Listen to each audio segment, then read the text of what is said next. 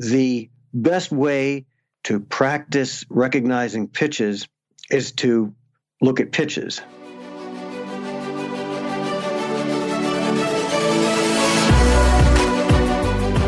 Hello and welcome to Ahead of the Curve. I am Jonathan Gelner, and thank you so much for being here. This episode is brought to you by baseballcloud.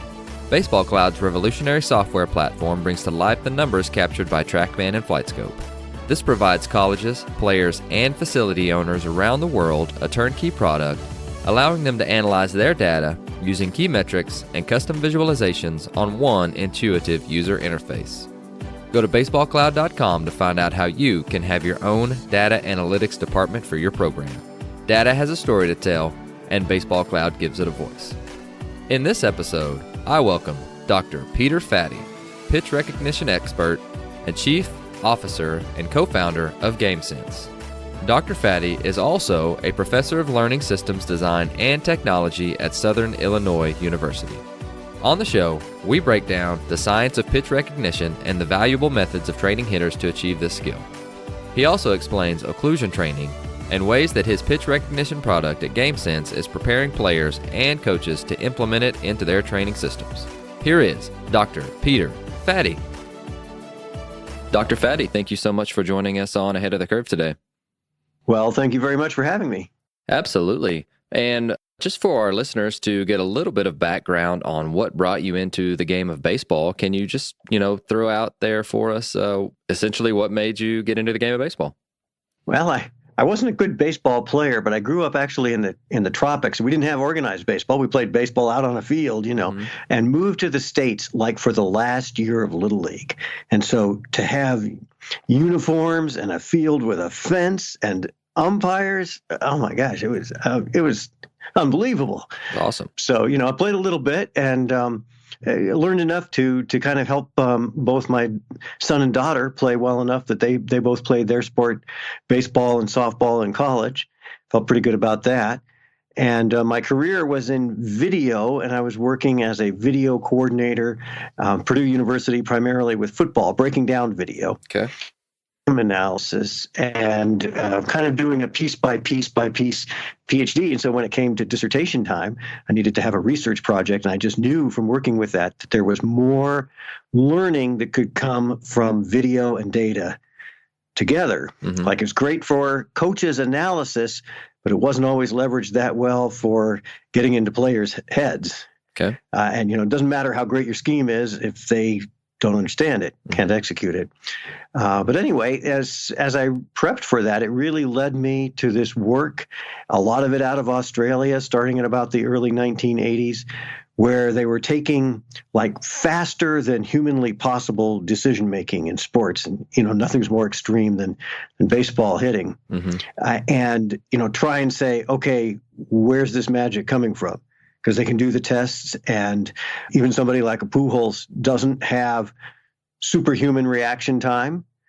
These people have good vision, but not superhuman, good reaction time, but not superhuman. It's not basically a hardware advantage. They're good, 70th, 80th percentile, but not superhuman. That's not where the advantage comes from. It's more of a software advantage. Okay. So that's where I really got into this. Okay, how are they researching this? How are they like isolating down this skill? And when you look at baseball hitting, you're really reducing that to this pitch recognition part of it. So that's what brought me into that. And so that's what brought me into this video occlusion method. Okay. Occlusion being anything that cuts off, so that people, some people will be familiar with like occlusion training, weight training, where you put a band around your arm, it cuts off some of the blood flow, everything else has to work harder. And, so it actually builds up the muscle faster. So it's the same kind of thing. We're taking something out so that you have to react and build it in. So we're seeing this, in the video occlusion with pitches is you cut them off. Okay, here comes the ball out of hand. Boom, it cuts off. You've got to say what type of pitch it was, ball or strike, whatever it is you're guessing. Mm-hmm. And it turned out that higher level hitters indeed were able to do this better than lower level hitters. And the closer they got to right at the point of release of the pitch, the bigger the expert's advantage. Now, of course, they were getting worse as you showed less pitch, But the difference between the experts and what they would say novices, between the higher and lower level hitters was getting more and more extreme. So that's how you say, okay, here's where their advantage is. We don't necessarily know what's going on between the ears, between the eyes and the brain and the hands, but we don't necessarily need to know because they've kind of said, okay, this is where it's happening. Whatever that magic is, this is where it's happening. It's happening between release of that pitch and about a third of the way there. After that, if you show more video than that, if you show more of the pitch, then we're the same. If you're the expert and I'm the novice, we're about the same. If you cut it off too much before the pitch, again, we're about the same. So that is like defining, okay, here's your window. And then as I looked into that, that's actually the coaching.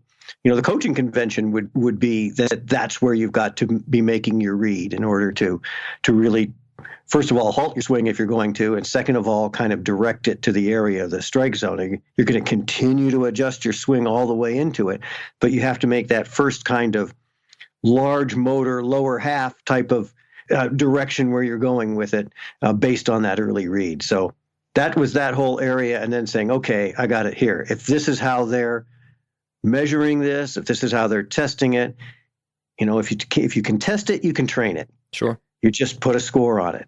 You take what they're doing and you add repetition, immediate feedback, and progressive difficulty. And human beings and other animals can learn incredible things with repetition, immediate feedback, and progressive difficulty. So that's the whole story, kind of lead up on that. No, I love that. And mutual friend of ours, Dylan Lawson, did an interesting presentation over this at Slugfest, which you and I were both at as well.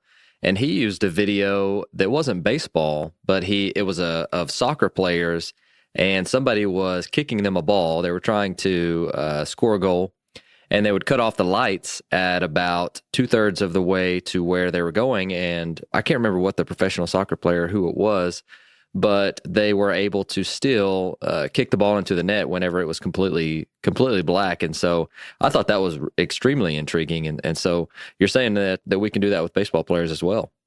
Yeah, that's a really convincing clip, isn't it? I think it's Ronaldo. Right. And one of the interesting things about it is that it's a corner kick. Okay, it's not just a kick from somewhere out there in open play. It's a regularity to it. And so he knows right away that ball coming up and literally can go and head the ball with his eyes closed, or in this case, when they cut the lights out. So that's definitely what you're talking about is an occlusion example with that. And there are a lot of sports skills that fall into that area, goalie play and just these other, seemingly impossible things. So when we say somebody's got a great instinct for it, well, that's where we now say, okay, let's try and figure out exactly what that is. What is it that they're able to do? And now, is there a way we can measure it? Is there a way we can train it? No, I love that. And we'll go full all in with that here in just a second. But I think you brought up a good point whenever we were talking right beforehand. And that's just, let me ask you, what is your definition of pitch recognition? And so we can establish that baseline for our guests.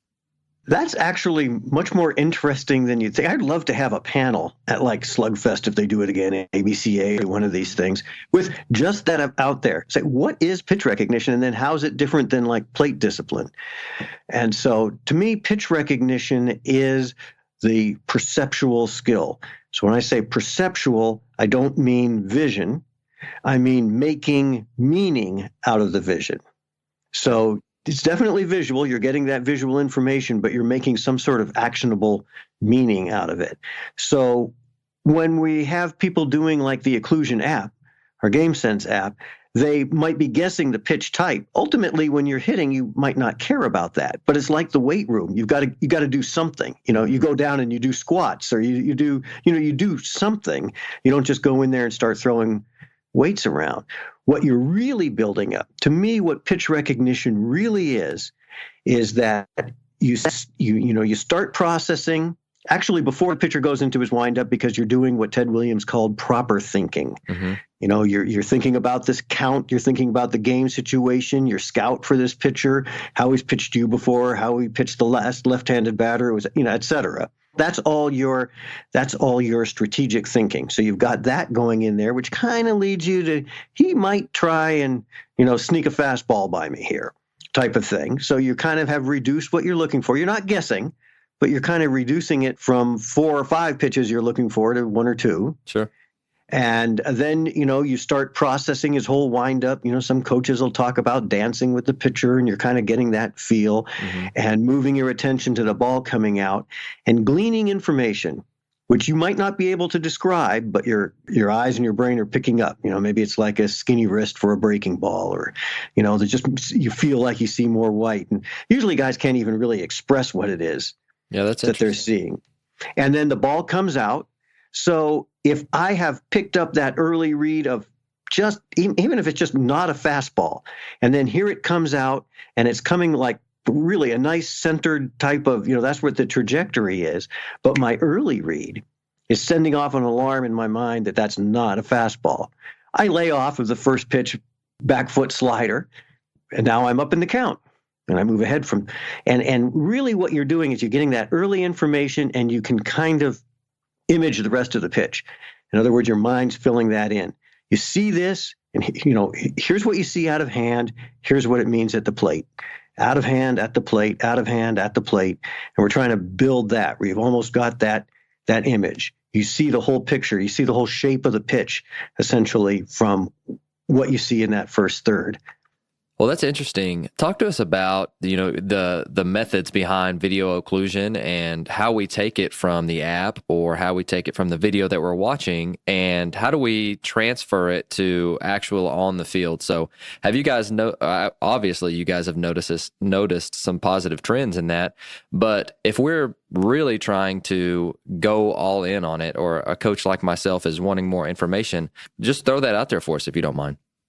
All right, I'll try and paint a picture, but you also just want to go online and find an example, Sure. like the gameSense website or whatever. But what you've got is a point of view, a batter's view, more or less. Doesn't need to be exactly. Doesn't need to be GoPro on the guy's head in the batter's box, but just something that's giving you, pretty close to a batter's look at that, at a pitcher. And now what we do in the app for higher level baseball is to use real games. So we're shooting through the empty batter's box. If I'm shooting through the right-handed batter's box, there's a left-handed batter up there. And so you see the pitch come out, and in what would be the basic mode, basic levels, kind of levels like a video game. So basic level is giving you about a third of ball flight. It's a little bit more than that. It's about a third of ball flight. Okay. And most, you're seeing a new pitcher, you've got to guess the type of pitch, and we really try and reduce it down to about 3. A guy may have more pitches than that, but this is a training thing. It's not a simulation. So we reduce it down to 3. Some guys it might be fastball, changeup, curve. Other guys it's fastball, cutter, slider, whatever. You're putting that in there, and so you've got one press. It's like a strike zone grid where you're saying ball or strike.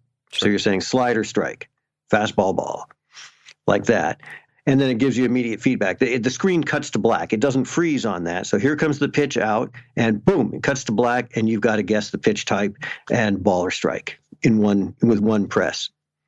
And you get like 10 points for each one, 25 if you get both, because that's that's like hitting it. And in the drill structure, so this is strictly drill and practice approach. So you've got 10 pitches, that's a drill.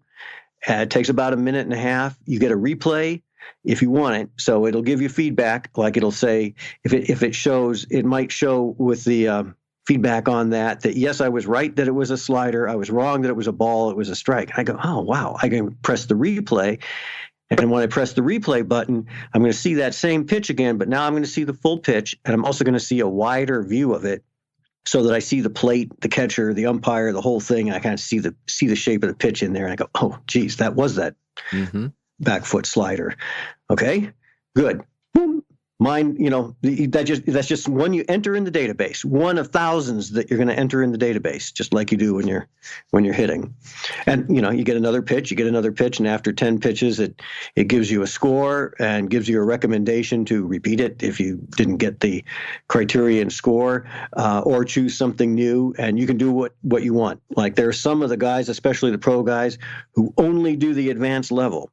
Advanced level only gives you what amounts to about 6 feet of ball flight out of hand. I mean, it's out and cut. And, the max score on these is 250. We should have made it 350. It's more like a batting average, but it's 250.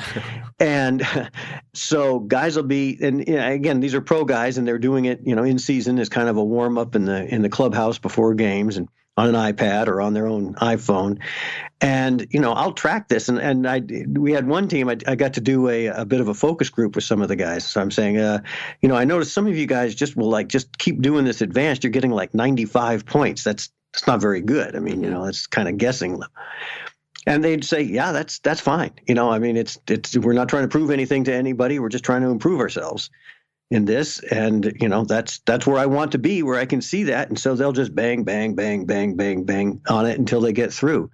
Other guys like to start with the easier level where you see more ball flight, master that, move on to the next level, master that, move on to the next level. So those are, kind of two different learning styles. Sometimes people talk about learning style like, well, my players are visual learners. It's, well, okay, welcome to the human race. Mm-hmm. And that's not really a meaningful thing to say. What is a meaningful thing to say is that some guys like to have success at every level and build it up. And some guys just like to identify the wall they want to go through and then start smacking it. To me, that's a real learning style difference. Sure. I really like that a lot. And you were gracious enough to send me some videos and a log into the app so I could be prepared for our discussion. And I will say that it was not easy. And about the first 5 or 6, I think I just whiffed on all of them. And it reminded me of why I'm sitting here with you and we're having this conversation rather than me still playing versus a whole lot of other reasons as well. But wow, it was not easy at all. Well, hopefully it got easier as you go. Yeah, it should I got not a little be bit too better. easy when you start. Most people, by the time they finish even a first drill, like the 10 pitches on the first drill, and you kind of learn the interface. Mm-hmm. It's like a new video game. You're not really beating the game yet. You're just figuring out where the buttons are. Mm-hmm. And, so you get used to that. And the other thing that's kind of nice about that is it doesn't really matter where you start. It's just like the weight room again. Mm-hmm. It doesn't really matter where you start. You're going to get where you want to get. It might take you a month to do that. It might take me 2 months to do that, but we can both get where we want to be. Definitely. And it's probably been, I think, 8 or 9 years since I've been in a batter's box. So like you mentioned, once I started to figure out, where the buttons were and what exactly I was looking for, the replay helps as well, because then I could see the shape of the pitch afterwards. And so I really like that. And a couple weeks ago, Matt Lawson actually posted some video of your program projected on a wall, and he had his hitters. I think his process was they had a ball on a tee, and they were to swing at what they thought were fastballs. And so that added an extra element to the training software. And so do you mind explaining kind of what the thought process was behind that? Yeah, Matt really blew it up with that one. Last time I looked, it was like 614,000 views or something. Wow. And most people who respond to it go, oh, yeah, that's cool. Wow, why didn't I think of that? Some people say, oh, well, but that's not exactly the location where the pitch was. And so, I'll throw on there, it's not a simulation. And so actually, Matt and I were talking about that. We said, we have to have a name for this. So we're calling it video cued tee work. In other words, you're doing your tee work, but you're doing it with the timing off of a pitcher. And what I really like about that one clip that you're talking about is you see the guy take the first pitch, and then he sees the replay, and sure enough, it is a back foot slider. It would have hit it off of his own shins, if anywhere at all. And then the next pitch, as it happens, it's not necessarily by design, the next pitch is a fastball really in the same tunnel, and he whacks the heck out of it. Mm-hmm. But, the thing is here that you can hear him communicating with the coach as he goes. And they actually developed this thing when at SEMO, when not just Dylan, but Matt Borgsolti, who's now a Twins high A hitting coach. Okay. And, they started, and they're just putting it up on a sheet and smacking balls into the sheet like that. And so this is something, it's not exactly the app. What we try and do now is say what we really want, like in the notes on that, Matt says there's 2 things you got to be aware of here. This is not a standalone thing. This goes with really doing your woodshedding on the computer app, and it goes with doing your velo work on the machine. It's another piece of it, and that's a really important part of the whole thing. I mean, that's where we're finding really good success. You'd mentioned the transfer to actual training results and that sort of thing. And when we really get that is when it really becomes part of your daily routine. So you've got the cage work, you've got the computer work, you're doing stand-in in the bullpen, you're getting some scrimmage at bats, and all of that is building up so that it's in the background, and you turn it in, entirely out of mind. And when you actually get in the box, you just let the mind go. Definitely. And we really are trying to add, or at least my thoughts are, we're trying to add a decision to every meaningful swing that we're trying to make. Like I understand that we have a movement prep station where we're just trying to feel what we're trying to accomplish in our movements. But just for adding a decision to tee work, I think that's absolutely a phenomenal idea. Yeah, I love looking. I spend way more time than I should, just following it's not just hitting Twitter, but just the hitting coaches on Twitter, and you'll see the things I've started noticing is that you see a guy like really focused on the ball. I mean, he's just like really zeroed in on the ball and hitting it like he's hitting a golf ball. Right. That's not how we hit it, a tennis ball. So if you look at the clip where the guy's looking at it on the wall, to me, most important thing out of that clip, the thing that jumps out at me with that is that he's got heads up looking at that pitcher, and only in hitting rhythm does he skip his eyes ahead to that hitting, to the location of the ball and hit it. Right. That's how we hit. We jump our eye. You can't track. I think the over-under is 83 miles an hour. Anything over that, you cannot track all the way into the bat. You're going to jump your eyes ahead to it. That's the type of thing, like you said, you're just doing your tee work, but let's look out ahead with that.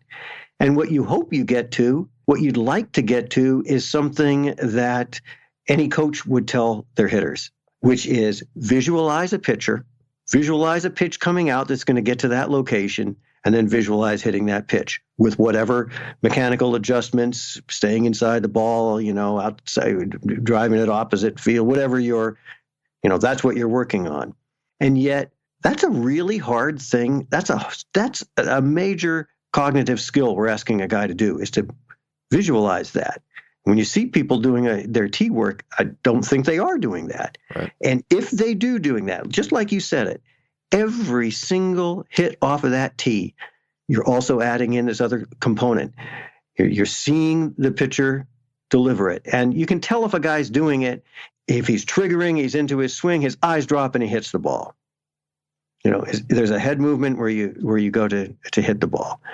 You can't see inside his head, but if he's doing that in rhythm, he's probably really he's visualizing that pitcher. So I would look at that wall type of thing as really only a step. What we're really trying to get to would seem like the most basic thing, and you wouldn't think second time about it if you saw somebody doing it in the cage, where we've got somebody on their own in the cage visualizing a pitcher, the guy they're going to face if they know him, a guy that they know from the gameSense app, whatever that is. You're creating that image, you're seeing a pitch and hitting it. Now you're moving the location of your tee. Now you're seeing other pitchers with other pitches that go to that location. Every one that you're hitting is coming as a result of picking up that pitch coming in. And every once in a while, just one out of 6 or 7 times, you see that as the slider and you practice taking it. You practice saying, yeah, that looks like the pitch coming right to that location. Oh, I'm going to lay off. I smell a fish. I lay off. And okay, there was and you give yourself a little boost. I took that slider off the corner. I took that 1-2 slider off the corner. I've got another one coming, and then drive it. So that's that kind of you can really end up just taking yourself through a whole game that way. The way, that's what I used to do with my son. He's now the ops director at Mizzou. But, we used to do that, just play with him. It's like, hey, he drives one into the field. Oh, a driving catch, you're out. That would get him mad. No, I love that. And I love that it's a skill that obviously needs to be trained just like anything else. And we We talk about making better decisions all the time, and recognition is a huge part of that. And being able to recognize it earlier out of the hand, I mean, that just it buys you so much time within your swing. And so there's probably some listeners that are saying, Dr. Fadde, I don't think I can afford gameSense. And so what would your advice be for some smaller budgets that are wanting to really go more into pitch recognition? And what are some ways that you've seen that done? Well, from the very beginning of it, we've kind of like shared some things, and people can put some things together online, and people who kind of do a do-it-yourself type of approach, a lot of them ultimately become customers too, because it's not that it's a really affordable thing, especially compared to any of the other technologies for this. So, it's great if you can do the computer one for a couple of reasons. If you're building in the skill, it's like learning your math facts or learning foreign language vocabulary. You just need that repetition in there. So it's actually better to do that kind of woodshedding work, build up what we might call the skill acquisition stage, or at least that's, what the sports scientists would call it, skill acquisition stage, and then kind of move to the other thing. So I do like to see people get that and do some work on that, and you can track it. That's the thing about it, is the coach then can track it and say, hey, John, I thought we were going to be working on our curveball recognition this week. Oh, well, okay, coach. So, that's a thing within that, but there's a lot. I like to see people do these live things, like what I just talked about with the T work, visualizing off the T work. That can be a zero technology thing. Okay. We're just doing the technologies to build up towards that, because it's kind of a hard thing to do. But you see guys who do that. So if you are really conscious of that, and the hitter can discipline himself to say, I'm going to see that ball, and you can look at them and know whether they're doing it or not. See that ball, drop your head to it and hit it. See that ball out of the pitch. You don't need any technology to do that. In fact, the ultimate expression of the skill is that you can do it without technology. We don't want to make people dependent on the technology. That's just where you do that foundational work. I love to see, that's the ultimate to me, is that a guy can go out there, set the ball on his tee himself, and he's running through the whole process, because that's what is going to take into the batter's box. Well, that's really good. And some other questions that I have for you, as far as it's something that, to be honest with you, I haven't dug in a ton about. And so what is the difference really between pitch recognition, training that, and what most people would call vision training? Well, vision training would be like Slow the Game Down. Dr. Bill Harrison's program has been used by major leaguers since, George Brett's days. He gave a lot of credit to that. Also, Visual Edge Trainer is a good one. And these are training rods and cones visual skills. Dynamic tracking, acuity, and peripheral vision, and the ability to focus on certain kinds of things. And that's great. I mean, we've got a handful of teams that I know of that do like cross training. Okay. So they'll do like the visual skills trainer. That's Dr. Barry Seiler's program for that.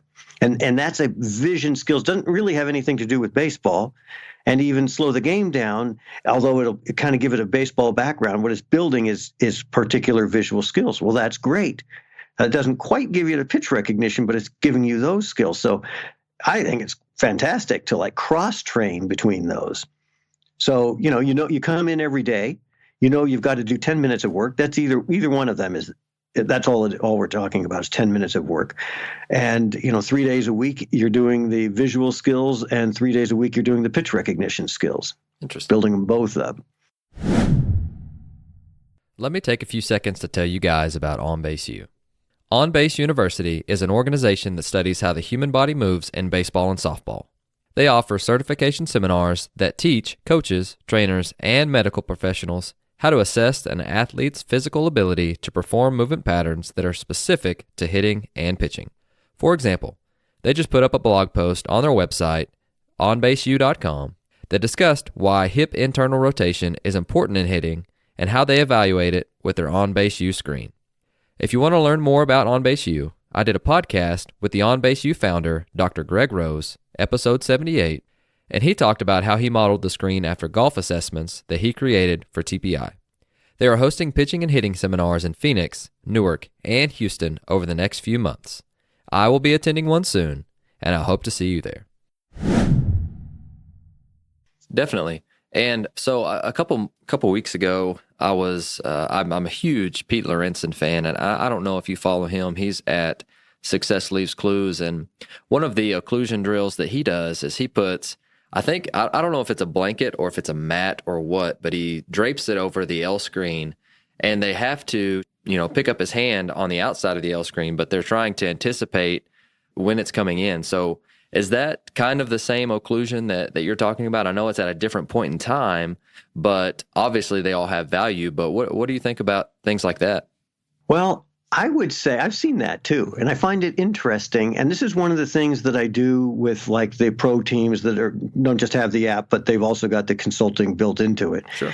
Is that I'll look at a drill like that, or one time a coach got a hold of me and had some video of it and everything where he put like 7 balls in a row out maybe 10 feet in front of the plate, and it's bullpen type of work, and the hitter's supposed to say where the ball came in over. And I would say, okay, that's a nice tracking drill. It's not a pitch recognition drill. Okay. Doesn't mean it's bad. Go ahead and do it, but don't think that it's a pitch recognition drill. And actually, the drill you describe would be somewhat in that same category. I would say that's a cool drill. It trains a piece of the puzzle, and anything that trains an actual piece of this puzzle is worth doing because there's so many pieces.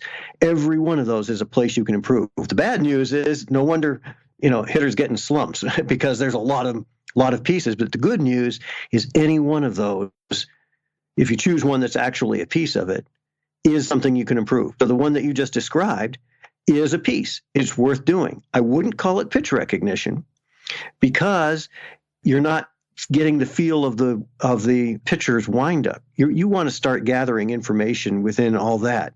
There's different people ask all the time, well, where do you look? Do you do a hard focus, soft focus sort of thing? You can say here's things that people do, but I think people have to find their own cues within that. And I heard Johnny Bench on a Reds game saying, well, he would follow the ball out of the when the pitcher broke his hands. A lot of coaches would say, no, you can't do that. And he said, yeah, a lot of times they do a little stab with the ball, at the bottom of their windup, and there's the grip. And so, he's a catcher. Maybe that was a difference. So there's different things. And what people tell you they do a lot of times isn't what they really do. They're not trying to lie to you. They just don't have access to that part of their brain. It's a part of our brain that doesn't really talk to us that way. And so you want that information. It's the same thing as like the pitching machines. I remember at one point somebody at ABCA had a changeup machine. And so they were so proud that they could, do some fastballs, and then they would do a changeup in the changeup machine, and they could make a professional hitter look bad. Well, that's because you're not giving them the clues that they need to see to pick up that it's a changeup. Mm-hmm. So, and this is not meant to sound snarky. The best way to practice recognizing pitches is to look at pitches. Mm-hmm. Because there are, other things out there where people are firing balls out of batting machines that have a red dot on them or a blue dot. You're supposed to hit the red dots and take the blue dots. Well, that's a drill that's doing something. It's not saying it's worthless by any means. A lot of baseball people have done that for a long time. It's a good little drill to focus in your attention and some other things. But it is not pitch recognition because you're not getting the cues. Sure. And even in VR, even in these very developed VR systems, you're seeing, in the VR systems now, the high-end ones, even the medium ones, they can model that. They can use the data, right? The MLB BAM data that gets put out to model the pitch. That's exactly Kershaw's curveball that he threw to Matt Carpenter. Okay, but the Kershaw on that is, you're not getting as authentic a view of him as in some programs. You see a pitch coming out and you don't have any pitcher at all. Again, doesn't mean it's worthless. It means it's a really nice way to steady the shape of pitches, but it's not pitch recognition unless you see a pitcher and a really realistic view of that pitcher, then you're not practicing recognizing those authentic cues. Or like you remember the pro batter, that's really great for the timing yourself up to that pitcher. But the video doesn't necessarily change just because it's a curveball coming out. It doesn't necessarily changing to a pitcher with a skinny wrist or whatever. You see what I mean? Right. So these are all different pieces of the puzzle. I'm not by any means saying this one is better than that one. Any one of these things that you focus on, what we really want is the coach knows these tools, puts these tools together in your own kit, and knows when to use them with who at what point in their development. That's when things can really start happening. And there's a lot of tools out there. I like to think that our tool is a hammer or a saw. It's something that belongs in every kit, and you're probably going to use it every day. Some are a little bit more exotic, but they have their use too. I want to direct the conversation in things that you believe do transfer and things that may not. And I don't mean to throw people under the bus or things under the bus, but in the end, we want to make our players better. And so are there some things that are going on for pitch recognition that really just don't transfer in your opinion? And again, the reason I ask is because I don't want to do something if it's not going to transfer into the game, because that's obviously where our test is. That's where we're training our players to be better in games. And so what are some things that you may have seen that may not transfer? Well, I don't know if I would say that they're not transfer, but for instance, and again, this is one of the fun things with Twitter, and I'll like hijack somebody's post all the time. I probably make enemies by it, but I haven't gotten shot down yet. But like there was one where somebody was doing, and they'll call it the two-headed monster, and they've got one machine set up on the left for fastball, one machine set up on the right for changeup. Okay. You got a visual on what I mean by that? Yes, sir. And so the question then was, do you like put your hand down into both at the same time, and then you release one or the other, and the person's got to guess on. And my response on that, right on the Twitter, was no, don't do that, because it's not a pitch recognition thing. Okay. It really isn't. It is a great drill, but what it's a great drill at is adjusting your swing, whether you get more lean in it or however it is that you coach up your hitters to maintain that basic swing, maintain those good mechanics, but make the lower body adjustments or the timing adjustments or the contact point adjustments that you have them make for off speed or for this type of angle or that type of angle. That's what it's great for. So I would just do 5 of the one type, clearly show which one it is, 5 of the other type, clearly show which one. It's a great drill. It's working out. It's really, but we want people to be really aware of what's the particular piece of the puzzle we're working on here, and let's be putting those things together. When we want to work on pitch recognition, Mike Schmidt, for some of the younger listeners, man, this guy was killer. Oh my gosh, my wife and I were Pirates fans in the late 70s, and tell you what, it could be 6-2, and this guy's got one at bat left, and you know it's not over. He was a killer. But he said in his book, which is one of the best books that you can read on this, I think he calls it the Hitting Bible or something. Or no, it's the Mike Schmidt Hitting Guide, something like that. It's one of the best ones. And he says the first and only pitch recognition drill is standing in the bullpen. You've got real pitchers out there throwing real pitches. You're not having to find pitchers somewhere and try and pay them or bribe them or convince them somehow to throw you. They're there doing their work. They often like to have somebody standing in just to, feel more realistic for them as well. And you're seeing pitches. Now, the trick is with something like this, how do we make that a pitch recognition drill? Yes, it's great to stand in there. If you see guys out at the bullpen and they're watching the pitch coming and they're tracking it, their eyes are coming down and they're tracking it right into the catcher's mitt, and they're calling ball or strike or, whatever. That's a nice pitch tracking drill, but it's not a pitch recognition drill. The way you make that a pitch recognition drill is you make it an occlusion drill. And so I early on experimented, but I had a big old piece of plywood with leather straps on it, and guys would hold that so the ball would disappear, and all these kind of things that really didn't work. And in research, they use occlusion glasses, is what they call them, and they'll go black with that ball halfway there. And I said, really? We got a baseball coming at somebody at 85, 90, 95 miles an hour, and we're going to make their eyes go out? That's going to be a hard sell. Mm-hmm. And so what I came up with is, and if you want to give it a name, it's attention occlusion. The guy's got to call, and we not try and call the type of pitch, just call yes or no. And the first level of pitch recognition, and this came to me from a manager in the Midwest League, full season A, pro ball, saying, look, for at least half of my guys, we're just trying to get to fastball, not a fastball. Fastball, not a fastball. So that you can work on your approach of hunting fastballs. You can't do that unless you can make that differentiation. And so if you were having guys work on that in your practice session, or one particular guy, you could change it up with different hitters. You would say, just call yes for fastball, no for not a fastball, and you got to get it out before the ball hits the catcher's mitt. Well, now to do that, you've got to get yourself out of recognition mode. And remember, we're not trying to hit the ball. People say, well, you can't hit and think at the same time. No, we're not trying to hit. We're just trying to focus on that ball coming out and getting as much information as we can in the first third. And there's no way you get the one syllable yes or no out before that ball hits the catcher's mitt unless you're getting it from that first third. So that actually worked as a kind of occlusion. When you see guys doing this properly, they are locked in on that pitcher. They're not moving their head down to the catcher, Pete Rose style. Take that pitch in. They're locked in, and they're trying to call that out yes or no. They get pretty good at that. You can say, okay, now yes means fastball strike. No means anything else. They get pretty good at that. Now you can say yes means fastball strike or a hanging breaking ball. No means anything else. Now a guy's doing a very sophisticated kind of read off of that, but really he's reduced it in his mind down to one thing: yes, no. Now there can be multiple things that kind of go into that yes bucket, but your brain is just you're a dangerous hitter when you can reduce your decision down to yes, no. Mm-hmm. So how much can you put into that bucket? So now again, we're talking. You asked earlier about things people could do without technology. Mm-hmm.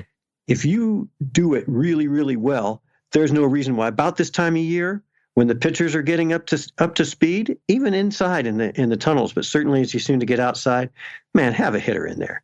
Yeah. Working on that almost every time. If a guy's just trying to locate, he's just kind of get the feel for his breaking ball, then you're just calling ball strike. Yes is a strike, no is a ball. That's going to help him.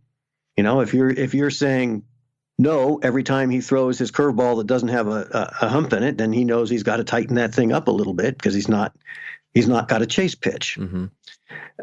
So that I know that this is not necessarily the time of year when people will be listening to the podcast, and hopefully this has existence for years, outliving all of us. Mm-hmm. But that particular time of year when the pitchers are getting up to speed, that's a really great time to do that sort of work. So yes, of course we want to have Game Scout and Game, which is the videos that you can just show on the wall. They don't have a video input. We call those Game Scout.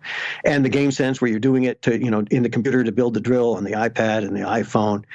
But when it really works is when you attach it to these type of live drills. And if what you're doing is just the live drills, hey, that's still making me happy. I want to see people doing the tee work with purpose, with the vision of the pitcher. I want to see, people out in the bullpen doing that drill right. And people say I've been standing in since Little League, so what? It's a passive thing. You do it this way, it's not passive. Mm-hmm. There was an article in USA Today. It was several years ago, probably back to 15 or so, when Jeff Albert, now the Cardinals hitting coach, was the coordinator down there, hitting coordinator, and you'd hear him, walking through the bullpen where they were doing this, and he'd be saying, "Loud and early." And he'd say in Spanish, whatever is loud and early in Spanish, meaning he wanted to hear guys calling that out. And, you're committing to that. And it takes some work. Your guys will not be comfortable with this at first. You get past that. It's desirable difficulty. You've got to be able to, when you're in the batting box, there's a lot of distractions that come in there. So, you're practicing with those type of things. And so really doing a great job, really doing a great bullpen stand-in is something that people can can do to build up their pitch recognition. Coaches with a team. It's a little harder for individuals. But if you've got a team setting, man, that's where you can really, really build that up. Combine that with the drill and practice work on the computer or iPad, and now we're really talking. That's what we mean by a full pitch recognition program. Sure, and you answered what I was about to ask you, which was how do we couple it with the next step? And so one question that I have, and something that we do early in the season, is we are hitting live in cages off of pitchers. And do you see a benefit to, let's say we have 2 cages that are live with the pitchers throwing to hitters. Would you see a benefit in one of those cages just being the loud and early drill, like you were mentioning earlier that Jeff does, and then doing the other one live, or should we just be hitting the entire time? Or, what's your advice regarding that? That sounds good. I mean, I love stations where you do something on one station, you're doing something different on another station. So we'd want people rotating so they were doing the stand-in first and then going over to the real hitting. Mm-hmm. This is actually where it gets really interesting, is because there's a whole school of thought, both coaches and also sports scientists within that, cognitive scientists, who would say the perception action is so close here that if you pull apart pitch recognition and hitting, you kind of change it and you kind of kill the whole thing. Okay.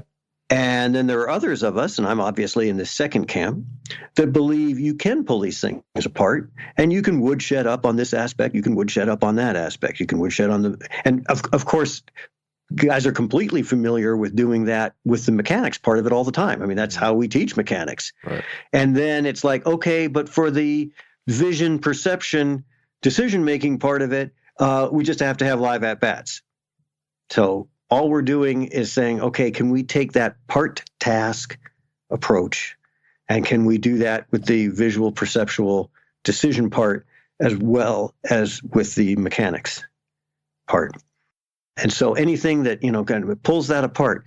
But I will say that the closer you can get those pieces together, even though I think you can pull them apart to practice them, if you can do if you can do just the perception, just the pitch recognition here, like you said, in tunnel 1, and then next rotation, you're in tunnel 2 and you're hitting, mm-hmm. To me, man, that's strong. That's a strong connection. We aren't doing them at exactly the same time, but we're doing them in close proximity. Even if we were doing the perception on the one and you were saying, okay, that picture you were just guessing pictures of, you got a really solid visual picture of that. Now step in and hit some balls off the tee, visualizing that guy. Okay. That picture you were just, because now we're not asking somebody to create the image of a pitcher. We're asking them to recreate the one they were just looking at 30 seconds ago.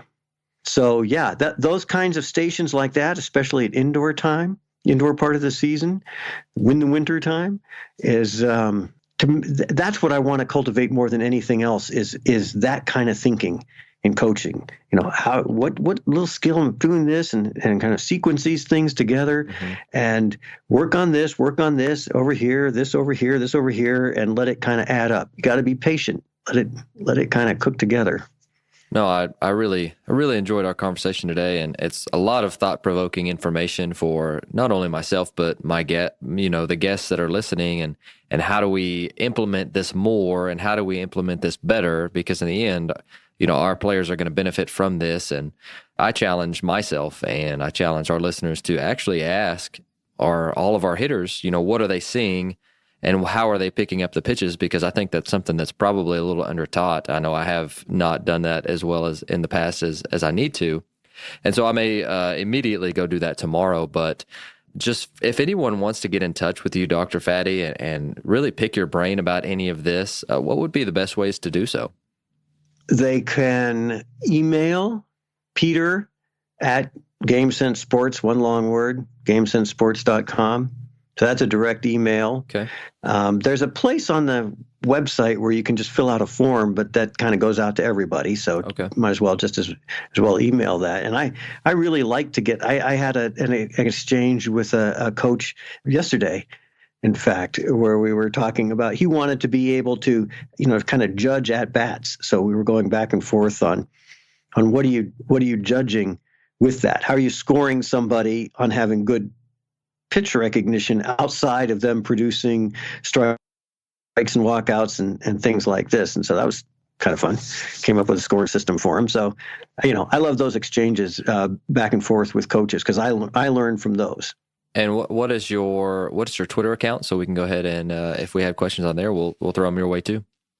Oh, great. Thanks. Great idea. Yeah, it's at Dr. Fadde, Dr. Fadde, Fadde. If that's a lot to remember, it's also like a hashtag pitch recognition. Okay.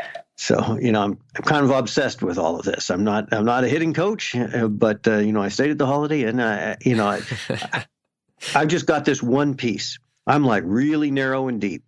And so it's up to you to figure out how that works within your approach. But I can give you more depth on that one aspect than you're ever going to want to come up with. And our training app will give you more depth on that one aspect than you've ever been able to come up with before. So yeah, I really welcome whether it's Twitter, and we've had some great exchanges on there, or direct email. Very welcome. Well, I know you wanted to hit on this before you go, and so what's next for you? What's next for gameSense? And you guys talked about having a certification process. So before you go, why don't you leave us with that? Yeah, we just certified our first hitting coach, cool. Mike Killian at Elite Velocity in the St. Louis area, and so he went through the materials. We did an online thing together. I visited him before, and And as we've been talking about here, we've been talking for an hour, and that's what it takes. This really simple video occlusion method, it just seems so bloody simple. Most people look at it and go, hey, wow, how come somebody hasn't done this before? It's like, okay, coach, why not? It's more involved than it looks. And the other thing is that we're getting inside the mechanism with this. We're asking that hitter to really give themselves over to that, and let's work inside the mechanism, so you better be right.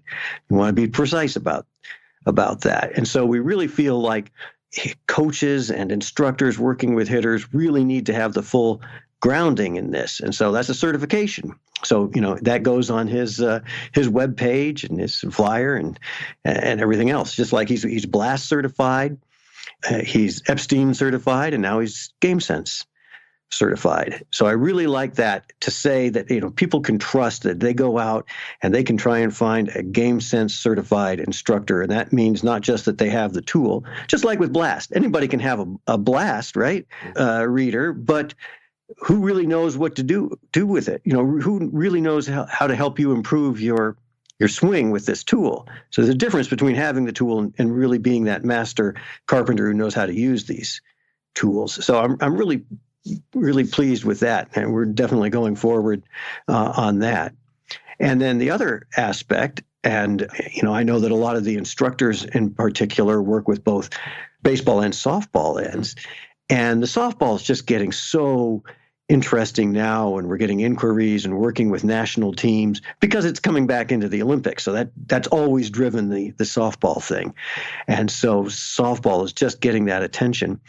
And again, this came up in one of the hitter Twitter exchanges, is that if we think of baseball, if we think of somebody really getting good at pitch recognition, a hitter really getting good at that, giving them maybe a 10 or 15% improvement in softball, because the pitchers do so much more body movement in order to create the movement of their pitches, like stepping inside a screwball or locking out a front knee on a drop and these other type of things, whereas the baseball pitcher is really trying to disguise and make all the movement differentials with hand action and grips. The softball pitcher is putting all that. So the thing is that a softball hitter really focusing on and getting good at pitch recognition could look at a 20-25% improvement. There's even more ground to be gained there. So we're really excited to be working with that on a high level. We're really excited to be doing our certification program and continuing development with the pro clients we have, and it's kind of fun. You might have a 15, 17-year-old high school guy, advanced guy. We're talking about travel, et cetera, and they're not only using the same app, but actually using the same pictures on the video that the minor leaguers are. If they take our certified test on it, they're taking the same test, pitch recognition test, that 500 minor leaguers have taken. So that's a pretty neat thing too. And so those are kind of the current projects with that. All right. Well, Dr. Fadde, I appreciate your time. And wow, it's just my head is spinning with all the different things that we can do with this. But again, the conversation was awesome. And thank you again for being on. Well, Jonathan, thank you for all you do, as they say. I think this is just tremendous. As we were talking a little bit before coming on, the whole podcast thing is people would say, they're going to do that. You're not going to get a bunch of baseball coaches to just listen to hour-long, in-depth discussion. But no, that's not the case at all. People are thirsty for that. It fits their time period, like you say, driving type of things. So fantastic. You're really filling a big need.